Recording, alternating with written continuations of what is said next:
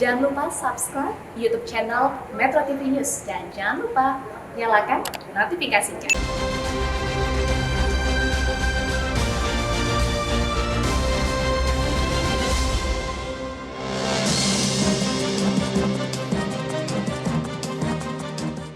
Pemirsa, hari ini 5 pejabat kepala daerah atau PKD dilantik menggantikan gubernur yang habis masa jabatannya.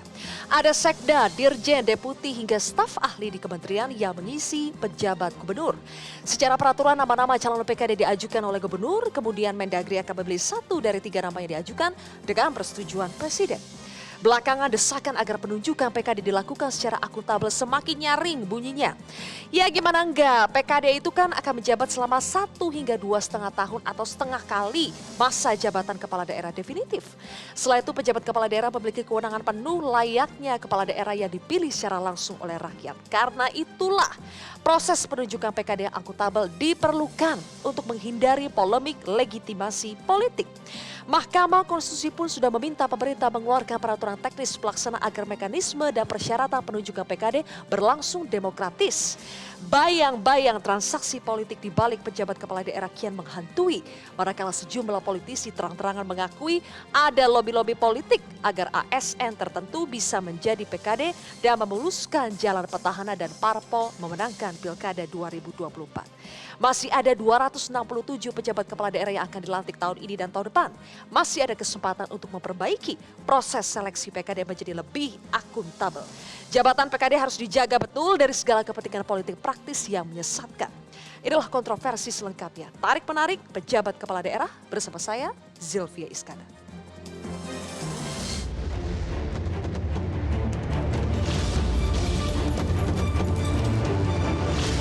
Kita minta seleksi figur-figur pejabat daerah ini betul-betul dilakukan dengan baik sehingga kita mendapatkan pejabat daerah yang kapabel, memiliki leadership yang kuat dan mampu menjalankan tugas. Catatan kita menunjukkan relatif tidak ada masalah dan bahkan kalaupun sudah dilantik, hari ini dilantik ada masalah besok bisa dicopot gitu. Ada PJ, kepala daerah dalam proses running the government bertemu dengan DPRD yang dipilih langsung oleh rakyat. Di situ yang saya sebut ada istilah ketimpangan legitimasi.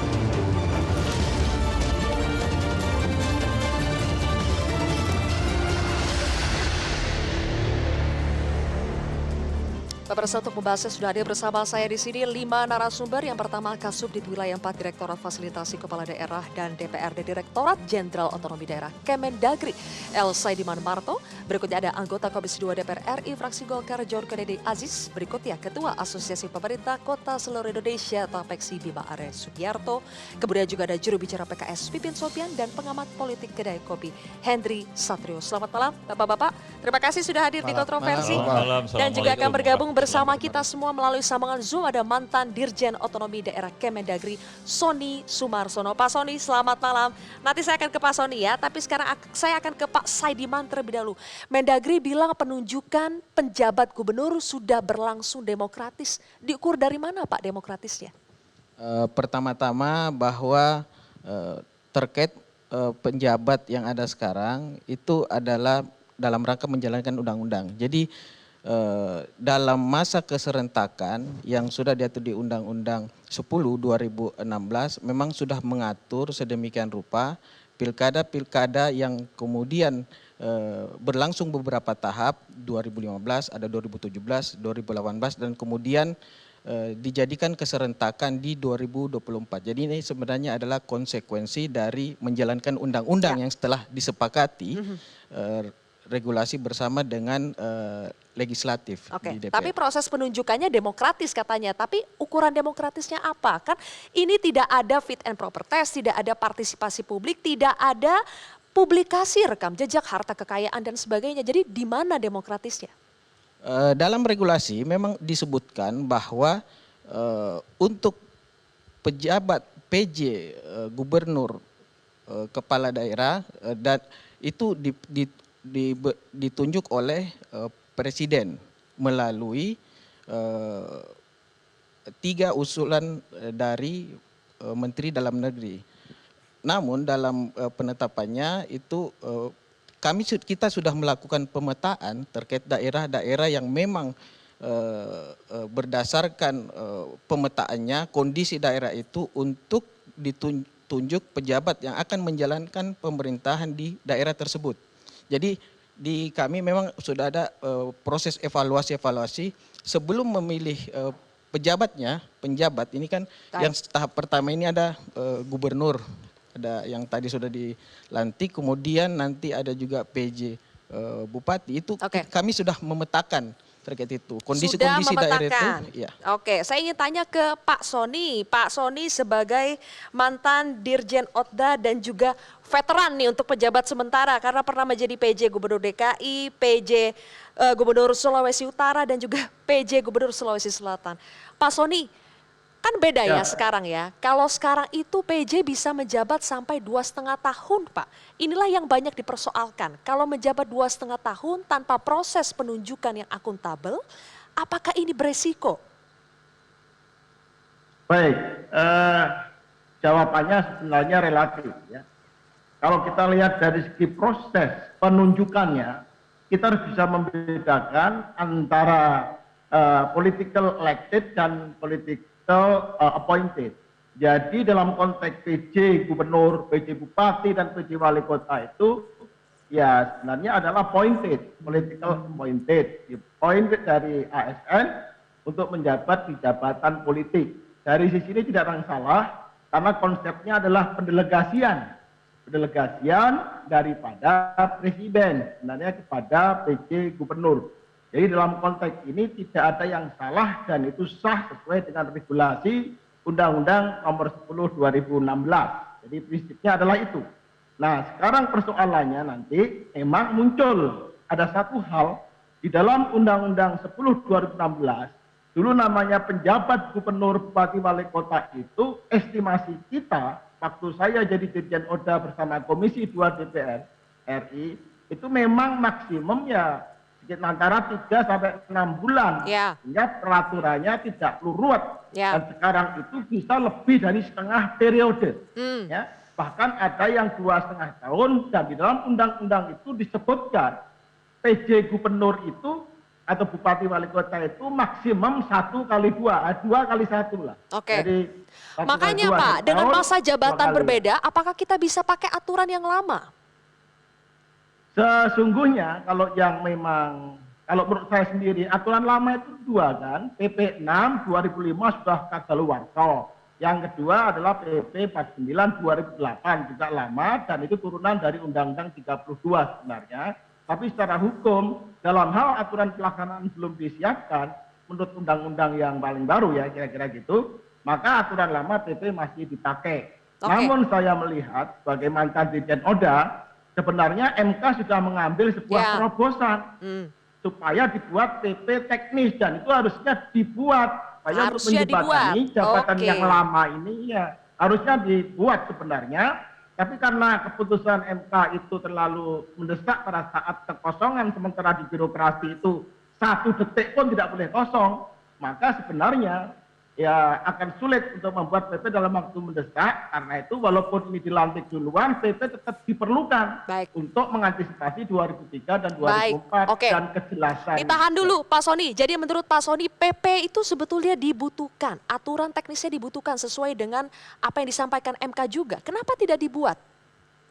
Pertama bahwa sebenarnya di Undang-Undang 23 juga menyebutkan bahwa regulasi yang tidak bertentangan, artinya PP yang tidak bertentangan dengan regulasi yang baru itu masih bisa dipakai. Jadi dan memang tidak akan terjadi masalah kekosongan, apalagi kekosongan pemerintahan. Undang-Undang 23 tahun 2014 tentang pemerintah daerah sudah mengatur begini, itu. Maaf, mungkin saya tambahkan apa yang disampaikan Bu Sylvie. Itu kan ada petunjuk-petunjuk teknis yang diputuskan oleh Mahkamah Konstitusi sesuai dengan apa yang disampaikan oleh Pak Sony. Tadi mungkin ada baiknya petunjuk-petunjuk teknis yang disampaikan oleh Mahkamah Konstitusi itu dijabarkan dalam bentuk PP. Itu yang barangkali yang disampaikan Bu Sylvia. Nah, alasannya apa kira-kira gitu. Begitu kan Bu Sylvia? Jadi sebetulnya Kemendagri itu merasa aturan teknis itu perlu atau tidak sih? Terkait itu sampai sekarang memang berjalan dengan baik. Namun apabila memang ke depan ini kita diskusi untuk kebaikan semua ya, untuk bagaimana kita ke depan menghadapi hal-hal yang lebih baik untuk pembangunan bangsa. Tentu saja ini masukan yang baik untuk kita mengadakan Jadi masih ada perbaikan-perbaikan. ruang untuk mengubah ini? Ya betul. Masih ada ruang, oke. Saya rasa Mbak Zilvia, itu bukan masukan Mas, itu kewajiban. Kemendagri harus menjalankan perintah MK karena itu rasio desidensia kan kalau nggak salah nama hukumnya tuh. Jadi memang kewajiban yang harus dilaksanakan. Karena penunjukan ini kan yang pertama. Coba nanti dicek bagaimana undang-undang tentang kepala daerah. Si daerah ini kan dipimpin harus oleh kepala daerah yang dipilih oleh masyarakat secara langsung. Nah ini kan berbeda nih yang ini. Dan undang-undang nomor 10 tahun 2016 itu bukan penjabat, itu PLT tuh kalau saya nggak salah. Jadi itu paling kalau orang lagi sakit ketangkap KPK, nah itu bisa tuh pakai itu. Nah ini kan begini Pak. Tunggu sebentar, ini kan wewenangnya luar biasa dan itu sudah ditetapkan oleh MK Mas. Jadi bahasanya bukan masukan yang baik, tapi ini memang kewajiban yang harus dilakukan. Harus dijalankan, bagaimana? Gitu. Yang saya katakan masalah masukan itu, ini kita diskusi di sini. Tapi yang putusan MK bisa dibaca ulang, itu adalah dipertimbangkan untuk dibuat regulasi untuk mengatur teknis. Jadi Coba bagi baca baik-baik. Kemendagri itu bukan keputusan MK. Itu sekedar saran, sekedar pertimbangan di amar putusan. Jadi Mbak Silvi, putusan MK itu saya sudah baca. Memang petunjuk teknis itu ada di dalam pertimbangan hukum, bukan di amarnya. Ya, di dalam pertimbangan hukumnya ada petunjuk-petunjuk teknis sebagaimana yang disampaikan oleh tadi. Di amarnya itu memang secara terperinci itu tidak ada. Mungkin karena itu ada di pertimbangan hukum gitu kan ya, dan waktunya sangat mendesak. Sebagaimana yang disampaikan oleh Pak dari Kemendagri tadi, tidak boleh ada kekosongan 1 detik pun ya terhadap pejabat yang sudah habis masa waktunya. Maka dilantiklah, sementara diteruskan seperti ini. Tetapi saya yakin ya Kemendagri adalah salah satu mitra kami di Komisi 2. Ini tentu akan dievaluasi terus apa kekurangan-kekurangannya dan kami akan memberikan masukan nanti kepada Kemendagri. Tapi ini bentuk pengabaian apa yang disampaikan MK tidak, Kang Pipin? Ya, saya kira MK itu sudah memberikan satu terobosan bahwa ada realita di mana sejumlah kepala daerah yang akan berganti dan ini sangat fenomenal, tidak pernah terjadi sebelumnya, jumlahnya sangat banyak dan waktunya sangat panjang. Ketika melihat itu dan ini ada hubungannya dengan 2024 ya, maka saya kira MK memberikan warning kepada pemerintah sebaiknya dibuat aturan. Supaya apa? Supaya ada transparansi. Saya kira ini konsekuensinya sangat panjang. Pertama, kalau kita melihat bahwa ini yang dirugikan sebetulnya masyarakat. Ketika kita Mas Bima ya, ketika beliau dicalonkan itu kampanye, visi misi disampaikan, program kerja disampaikan, ada 100 hari kerja yang kira-kira program umumnya disampaikan, rakyat tahu itu. Tetapi kita saat ini tidak melihat apa yang dilakukan, apa program, apa visi misi dari 5 PJ Gubernur ini. Baik. Kami memang menghormati, kami ucapkan selamat dan semoga nanti bisa bekerja sama dengan fraksi PKS setempat. Tapi menurut Anda ini berbahaya ya? Pertama kalau ini misalnya berbahaya. Tidak ada... Jadi seperti ini black box, ini seperti membeli kucing dalam karung, rakyat tidak tahu apa yang dilakukan. Yang kedua, konsekuensi logisnya adalah ketika ini tertutup, kita tidak tahu potensi penyimpangan akan terjadi karena ini di ruang tertutup. Kita tidak tahu proses pemilihannya seperti apa. Dan yang ketiga, memang potensi gugatannya juga akan cukup besar.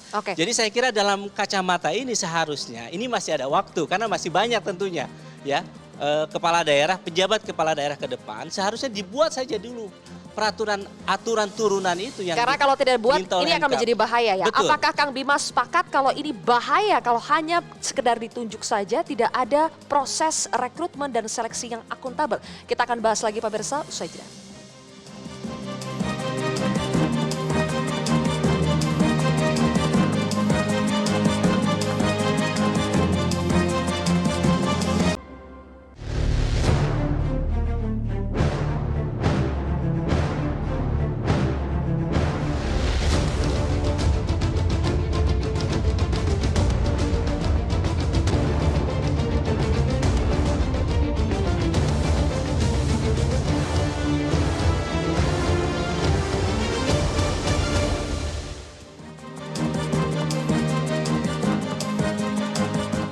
Kang Bima menyambung tadi, apakah Anda sepakat kalau tidak ada proses penunjukan yang transparan, akuntabel, ini akan bahaya buat jalannya pemerintahan?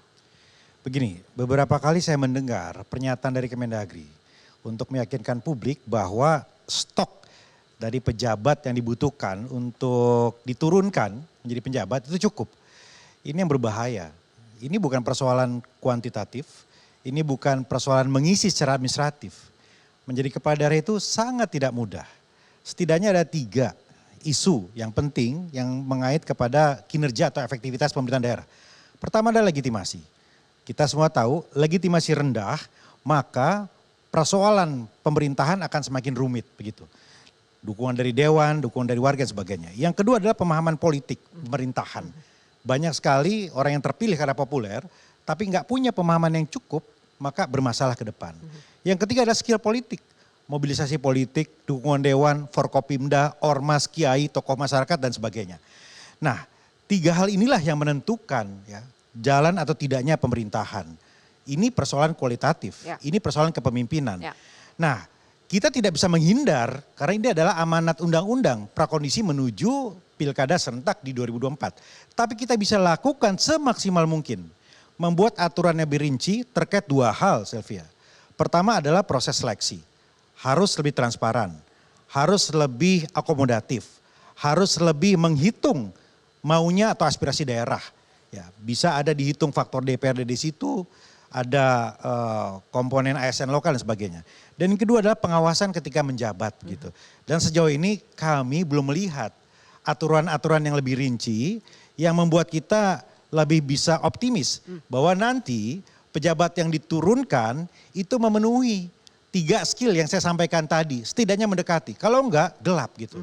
Ya kami membayangkan apabila ada semacam aturan teknis menentukan siapa yang boleh, siapa yang tidak. Apa yang boleh, apa yang tidak misalnya.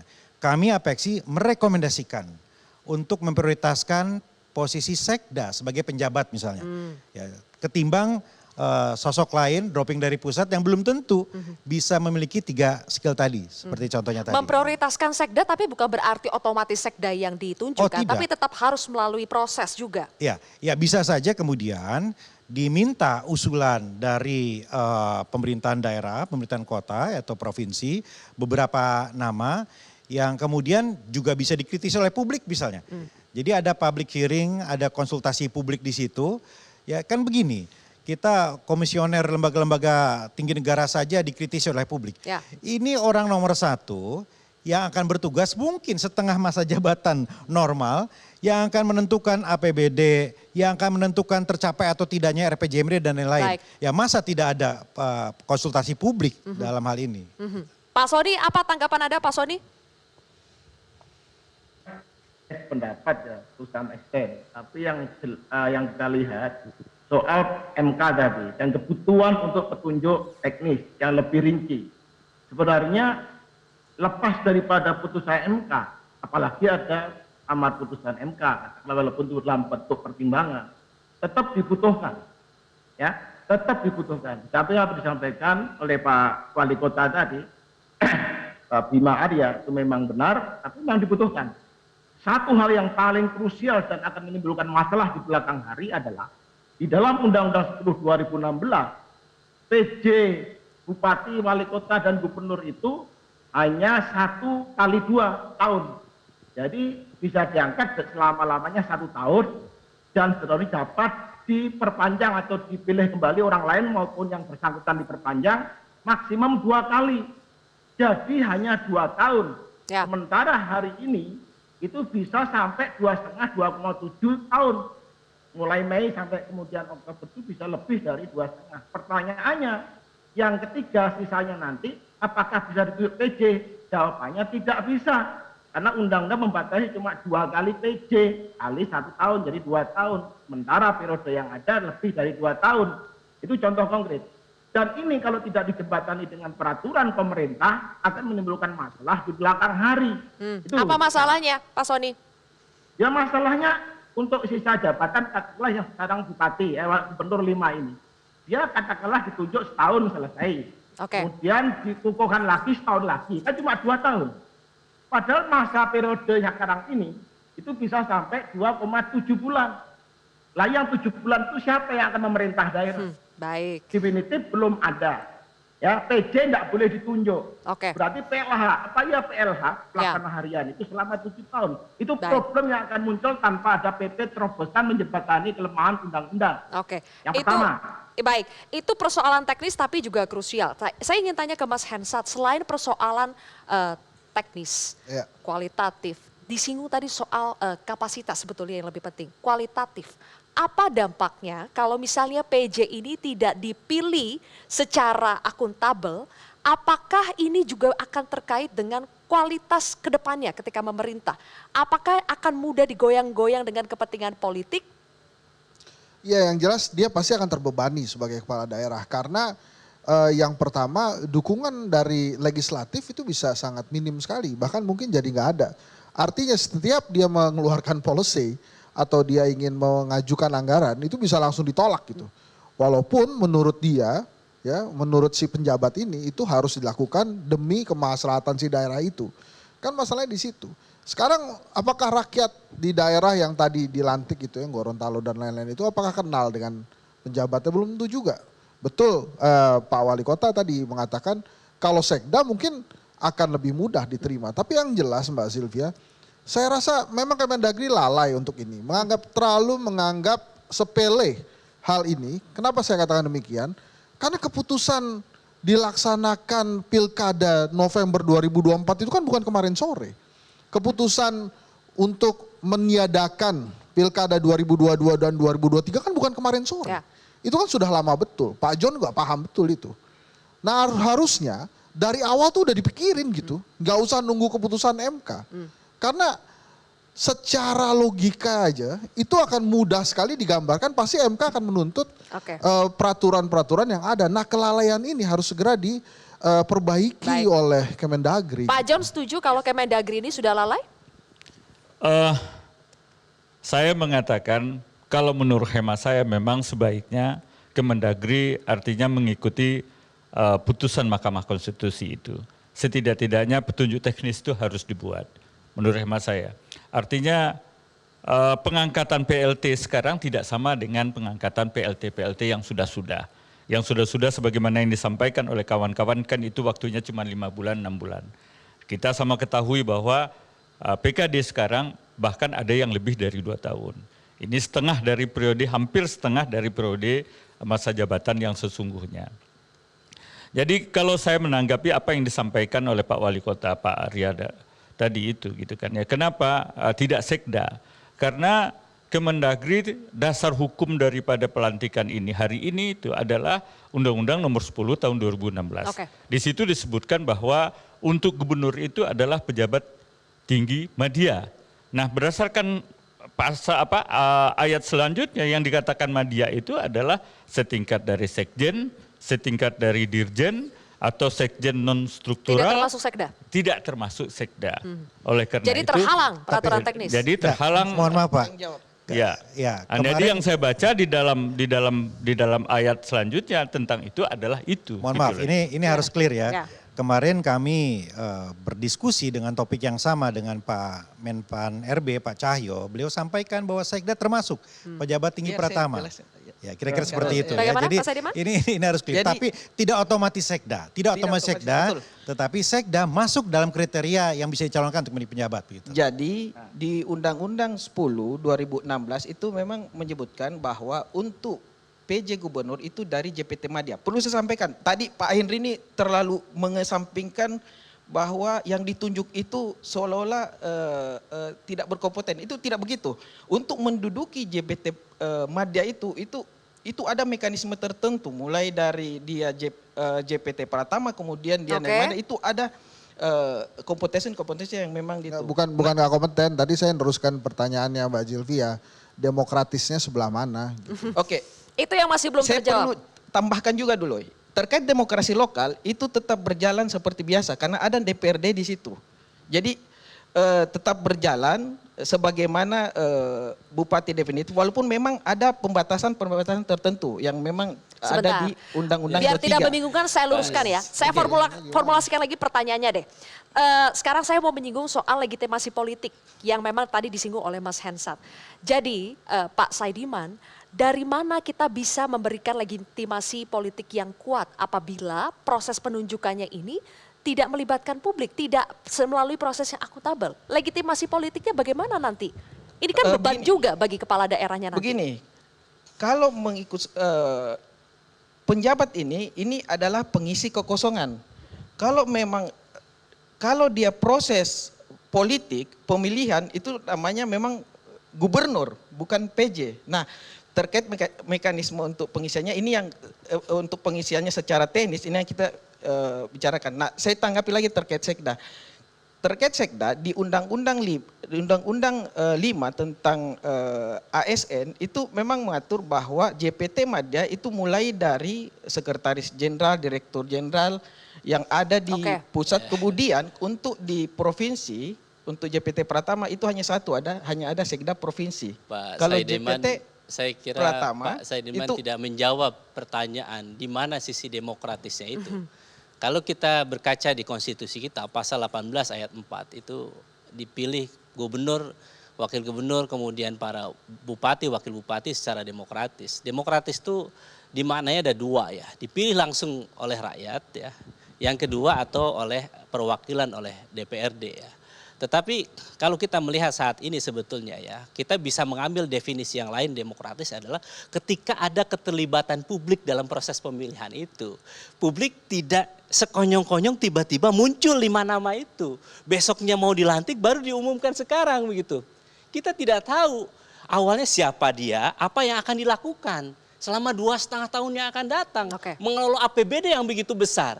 Ini menjadi pertanyaan, ini kerugian besar bagi kita. Kalau misalnya, ini sebetulnya saya ingin mengingatkan ya, saya kira Pak John ya, juga kementerian ya, partai-partai pendukung pemerintah. Ini sebetulnya momentum bagi Pak Jokowi ketika kekuasaan diberikan oleh pemenang pemilu di 2019 itu adalah memilih para pejabat publik, penjabat kepala daerah itu. Ketika ini dibuat, diproses, diseleksi secara baik, dibuka kepada publik, maka mereka akan melihat bahwa memang Pak Jokowi baik gitu. Tentu kami ya, meskipun partai oposisi, kami tentu ingin husnul khotimah Pak Jokowi ini. Ini sebetulnya momentum yang tidak diambil oleh Pak Jokowi ketika ada pemilihan pejabat publik ini. Saya kira ini harus dikoreksi. Pak John, boleh ditanggapi sebentar, kita harus jeda terlebih dahulu. Saya sedikit saja. Bapak-bapak, memang kita harus jeda terlebih dahulu. Nanti silakan ditanggapi soal momentum Pak Jokowi yang hilang akibat tidak adanya proses penunjukan yang akuntabel. Silakan ditanggapi oleh partai pendukung. Dan nanti saya juga ingin tanyakan soal betulkah ada lobby-lobby politik yang dilakukan oleh calon-calon PJ ini demi mendapatkan posisi pejabat kepala daerah. Kami akan kembali sesaat lagi.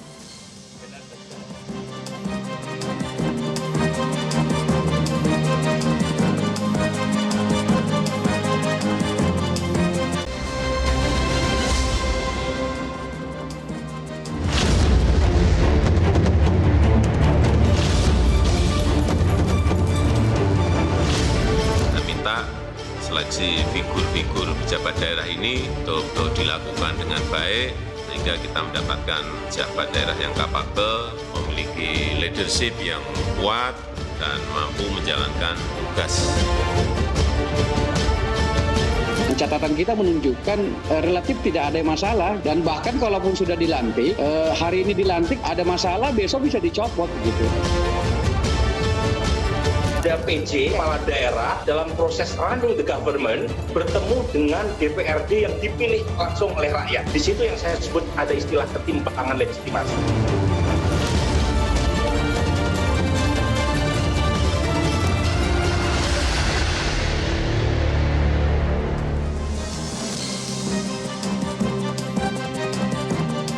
Oke, kami kembali lagi pemirsa. Pak John, sebetulnya ini menjadi momentum buat Presiden Jokowi. Tapi Presiden Jokowi sendiri sudah bilang sebaiknya memang diadakan seleksi supaya yang terpilih adalah yang baik, yang bisa menjalankan pemerintah dengan baik.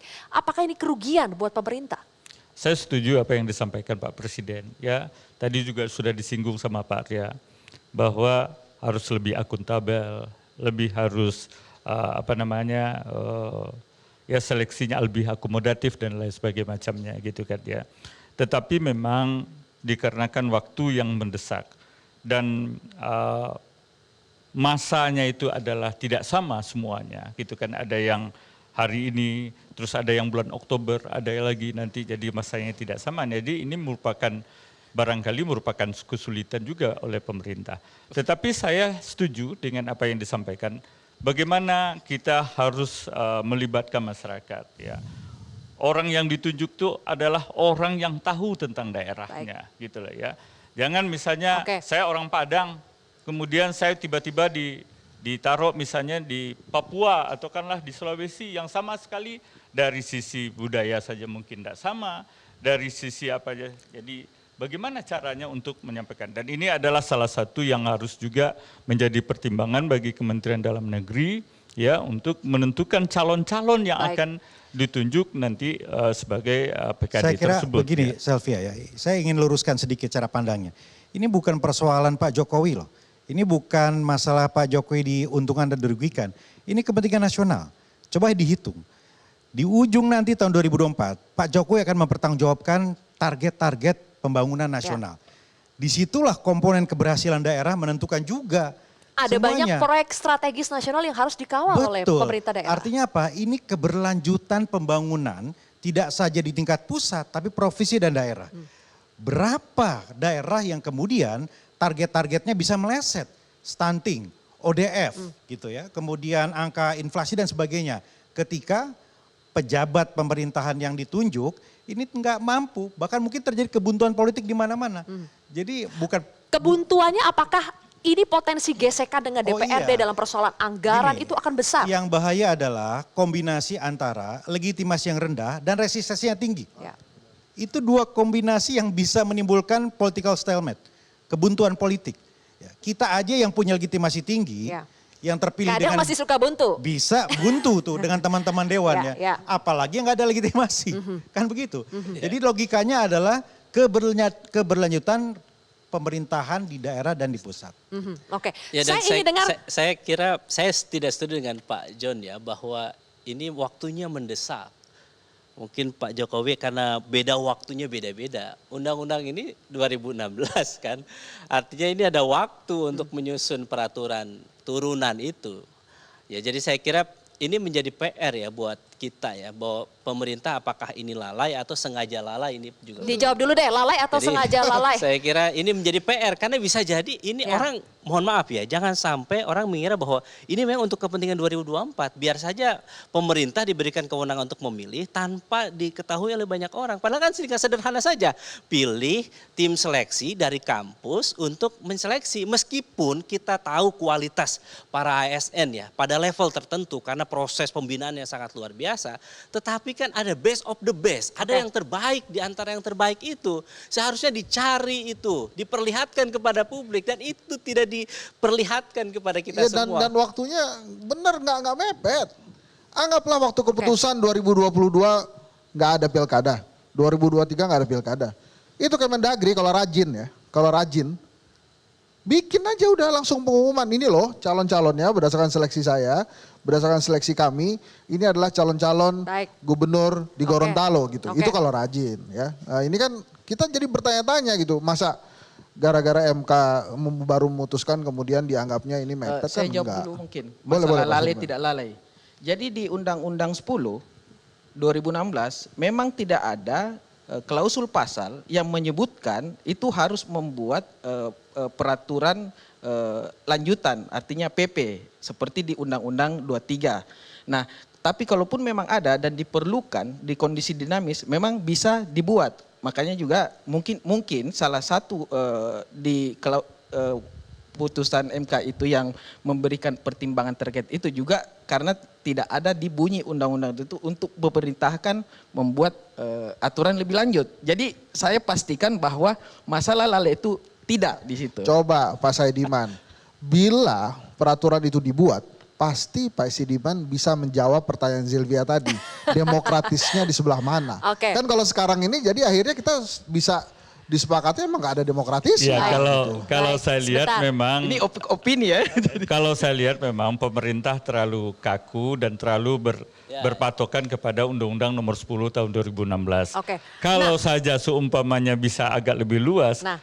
pertimbangan hukum yang Ya. dikeluarkan oleh Mahkamah Konstitusi itu bisa Kekakuan diadopsi. ini kan gitu memiliki potensi risiko yang tinggi. Salah satu disebutkan oleh Kang Bima tadi, kebuntuan politik, persoalan legitimasi yang rendah dan resistensi yang tinggi. Pak Soni dulu mengalaminya gak?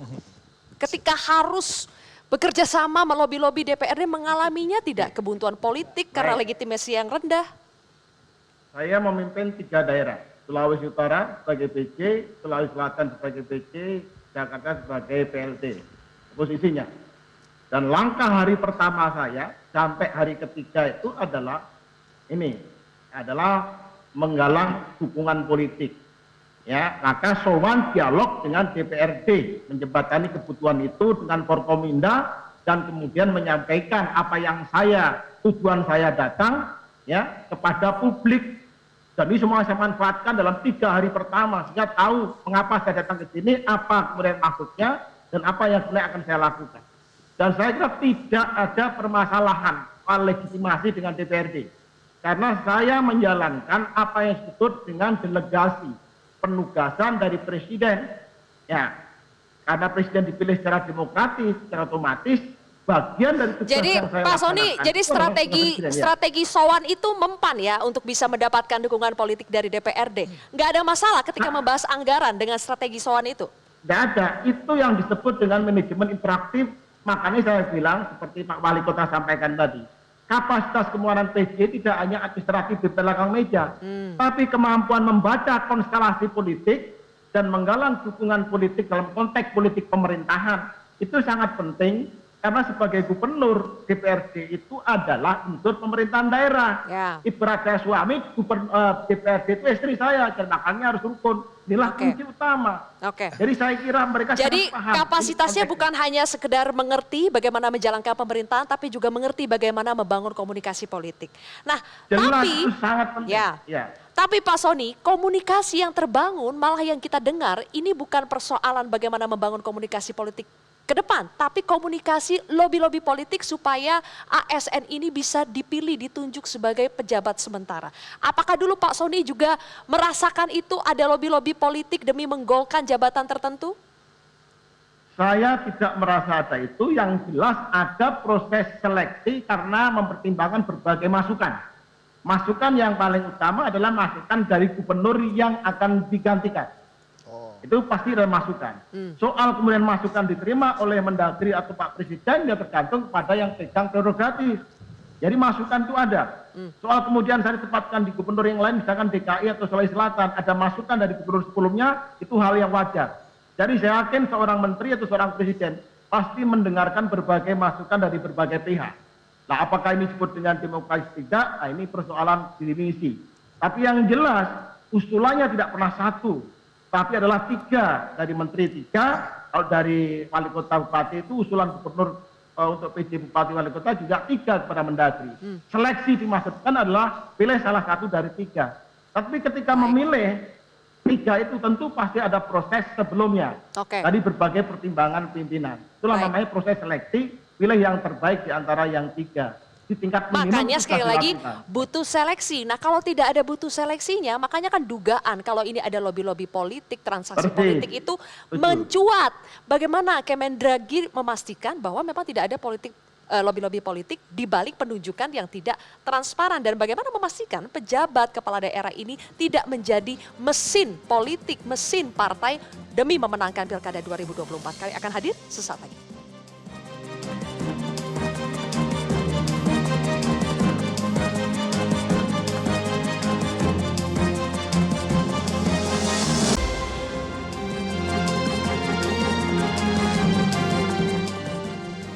Baik, Pak Saidiman, bagaimana Kemendagri menjawab dugaan publik kalau ada lobi-lobi politik, ada by design, karena itulah penunjukan PJ kepala daerah ini tidak dilakukan secara akuntabel? Kalau dari kami memang sesuai mekanisme regulasi bahwa untuk PJ gubernur itu dipilih oleh Presiden dengan 3 usul dari Menteri Dalam Negeri. Apakah 3 usul itu harus dipilih Presiden? Tidak. Artinya Presiden punya pertimbangan lain terkait hal itu dan pasti sudah memetakan terkait hal itu. Nah kemudian untuk PJ Bupati itu usul dari kepala daerah 3. Kemudian di kami memang setiap daerah itu sudah ada pemetaan. Jadi di Jenoda Kemendagri itu memang ada direktorat yang khusus mengevaluasi daerah ini kurangnya apa, potensinya pemetaannya seperti apa, apakah di sini ada konflik reformasi birokrasinya bagaimana, defisit keuangan bagaimana, kemudian memutuskan itulah yang turun PJ. Nah, adapun usul dari gubernur memang dalam posisi wakil pemerintah Tim pusat ini di daerah, bisa diintervensi gak dengan lobby-lobby politik? Setahu kami berdasar yang melalui proses itu kemudian menjadi keputusan itu adalah hasil pemetaan. Jadi siapa orang yang cocok untuk duduk di situ itulah yang dipilih untuk menjadi PJ. Gitu. Dan hasil pemetaan ini kita tidak bisa tahu ya apakah pemetaannya benar atau tidak. Atau diceritakan aja yang Gorontalo kemarin gimana pemilihannya, siapa aja calon-calonnya, sudah diincar dari berapa lama gitu-gitu. Bisa cerita nggak Pak Syarina? Contohnya satu saja mungkin Pak Satu Sadiman. aja ceritain biar kita juga ngerti gitu kan. Saya kira ini saya tidak mungkin berbicara melampaui kewenangan saya karena ini kewenangan Presiden. Oke. Jadi Kalau begitu singkat saja saya tanya ke Pak Saidiman, masih akan mempertahankan model penunjukan PKD yang seperti ini atau akan mengikuti putusan MK, memberikan terobosan? tentunya kita juga pasti terbuka ya terhadap semua masukan, termasuk pertimbangan yang disampaikan oleh MK ke kami dan sangat terbuka. Ini forum yang sangat berarti. Baik. Juga ini untuk membuka keran apakah memang dibutuhkan untuk regulasi lebih lanjut untuk pengaturan teknis. Karena ini pengaturan teknis tambahan. Ya, jadi tidak ada memang di Undang-Undang 10 itu untuk di situ klausul pasalnya. Kalau di undang-undang lain memang ada. Jadi masih tidak ada unsur kelalaian di situ. 10 ini ya. Oke. Jadi gini Kang ya. Pipin? Kunci sukses kepemimpinan itu ada di trust, kepercayaan. Kunci trust itu ada di transparansi dan akuntabilitas. Ketika proses ini dilakukan secara tertutup, maka jangan kita berharap bahwa publik semuanya berpikir bahwa percaya kepada pemerintah ini. Jadi wajar kalau ada sakwa sangka bahwa ini ada kepentingan 2024. Potensi penyimpangan misalnya ketika pejabat ini dipilih oleh penguasa, maka akan kepentingan penguasa sangat kuat di situ untuk keberlangsungan di 2024 nanti. Itu poin pertama kita. Tentu kita sangat berharap ya bahwa dengan adanya seleksi nanti ke depan ya Pak Jokowi mengambil momentum ini mencari calon penjabat kepala daerah yang betul-betul punya integritas, punya kapasitas, dan punya akseptabilitas. Jadi kita tentu ingin husnul khotimah ini, Pak Jokowi ini. Makanya saya kira proses pemilihan pejabat ini sangat menentukan ke depan. Kang Bima, bisa tidak kita membentengi PKD kita tidak menjadi alat kepentingan parpol hingga penguasa kalau cara penunjukannya masih seperti sekarang? Nggak bisa. Jadi gini, moral hazard itu berlaku untuk semua. Ya, bisa jadi manipulasi itu terjadi baik dari dropping pusat atau daerah. Jadi apapun bisa terjadi begitu ya. Hasil lobby politik bisa jadi lebih bagus daripada tertutup. Apapun bisa terjadi. Yang penting adalah prosesnya lebih transparan dan lebih partisipatif. Apeksi mengusulkan ya kan bisa menjadi seperti pansel untuk pejabat eselon 2 misalnya. Jadi ada unsur provinsi, ada unsur kota kabupaten untuk pejabat di tingkat kota kabupaten untuk menyeleksi ya. Kemudian yang diusulkan juga bisa dari ada provinsi atau dari kota kabupaten untuk kemudian dikritisi oleh publik begitu. Jadi proses yang lebih transparan dan lebih partisipatif ini meminimalisir kemungkinan terjadinya moral hazard yang menimbulkan manipulasi. Itu poin pertama. Poin kedua, teman-teman kepala daerah itu tahu Selvia bahwa menunjuk kepala dinas, mencari kepala dinas lebih mudah daripada mencari camat atau lurah. Kepala dinas heavy pada perencanaan, penganggaran. Tetapi camat lurah, komunikasi politik, mobilisasi politik, kemudian penetrasi wilayah dan sebagainya. Nah karena itu jangan sampai sosok-sosok yang kemudian muncul dari proses tadi yang tertutup ini lebih menimbulkan persoalan. Karena sosok-sosok itu nggak mampu untuk turun ke lapangan memecahkan persoalan mencapai target-target yang sudah ditetapkan. Kira-kira begitu. Oke, baik. Pak Soni, Menurut Anda apa potensi kerawanan yang paling berbahaya apabila penunjukan PKD ini masih dilakukan dengan cara yang seperti sekarang? Apakah ini bisa sampai PKD dijadikan sebagai alat politik, alat parpol atau penguasa untuk mencurangi Pilkada 2024? Saya kira kalau nawa itu awalnya pasti tidak demikian. Ya, namun kemungkinan seperti itu jelas tidak menutup kemungkinan, namanya politik itu serba mungkin ya, pasti akan terjadi. Oleh karena itu yang paling penting adalah kontrol sosial ya. Yang pertama seorang pejabat itu adalah netralitas politiknya harus dapat betul-betul dijaga. Ya, makanya kalau di DKI saya masuk, kalau salam birokrasi jawabannya netral. Kita harus bisa menjaga jarak ya dengan partai politik maupun apalagi kontestan. Di dalam kontestasi ini dijaga jarak betul. Maka social control menjadi sangat penting di dalam hal ini dan diingatkan berkali-kali. Ketika tidak netral, ya sudah bisa langsung juga diganti. Itu yang kata kuncinya adalah itu. Saya masih bisa dalam konteks kontrol bisa menjamin untuk tidak adanya kemudian yang dicurigakan tadi. Kontrol sosial menjadi penting. Oke, sangat penting termasuk media. Baik, Pak John, pesan terakhir Anda supaya PKD ini tidak menjadi polemik, apa yang harus berubah? Ya, kalau menurut saya ini kan masanya masih lama.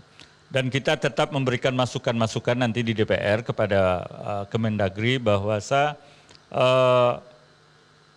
hal-hal yang barangkali menjadi polemik penunjukan terhadap 5 gubernur sekarang, 5 pejabat gubernur sekarang, kalau seumpamanya memang ada masukan-masukan ya tolong diakomodir gitu kan ya, supaya kedepannya penunjukan PKD-PKD yang lain, ini kan 171 kan banyak sekali, ini kan baru 5 berarti 166 ke depan yang harus disiapkan oleh Kementerian Dalam Negeri. Dan ini merupakan kerja keras dari Kementerian Dalam Negeri, dan saya yakin dan saya sependapat dengan apa yang disampaikan oleh Pak Wali tadi. Kita cari ke daerahnya bagaimana, kalau untuk kabupaten kita selektif dari gubernur, kemudian dari pejabat-pejabat daerah. Begitu juga untuk gubernur, kita seleksi dari pejabat tingkat kesekjenan atau pejabat media di kementerian lembaga, kemudian kita juga akomodir, lihat juga di tingkat gubernurnya. Siapa yang kira-kira artinya yang bisa diajukan kemudian, yang kemudian ditetapkan untuk menjadi gubernur, bupati atau wali kota. Terima kasih Pak John. Dan terakhir Mas Hensat, dampaknya kalau proses penunjukan PKD masih dilanjutkan seperti ini juga untuk tahun 2024 untuk penyelenggaraan pilkada kita apa? Ya, yang pertama jangan sampai tuman tuh. Artinya misalnya ada beberapa daerah yang berhasil ditunjuk, kemudian akhirnya proses pilkadanya jadi penunjukan. Kemudian yang kedua, saya rasa kewajiban dari negara untuk mempersiapkan dan menyediakan ruang aspirasi publik. Jadi artinya pada saat pemilihan OJK saja misalnya, ada tuh sebuah proses sistem menerima masukan dari publik. Harusnya sekelas pilkada juga harus menerima aspirasi publik.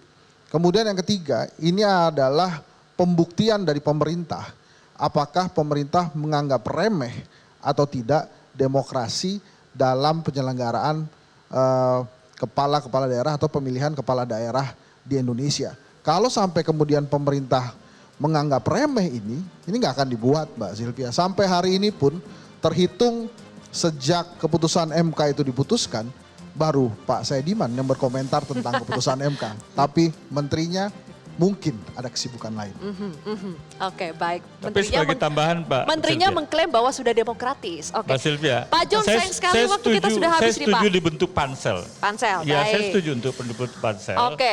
Intinya kita semua di sini sepakat bahwa proses penunjukannya harus dilakukan dengan tepat untuk bisa melahirkan pemimpin yang tepat demi keberlangsungan pemerintah daerah. Terima kasih Bapak-Bapak, kita tunggu apakah nanti Kemendagri akan mendengarkan masukan kita hari ini atau tidak juga. Akhir kata saya Zylvia Iskandar pamit undur diri, terima kasih telah menyaksikan Kontroversi. Pak Sony, Mas Hensat, Kang Pipin, Kang Bima, Pak Joni dan juga Pak Saediman, terima kasih telah hadir di Kontroversi. Sampai jumpa minggu depan.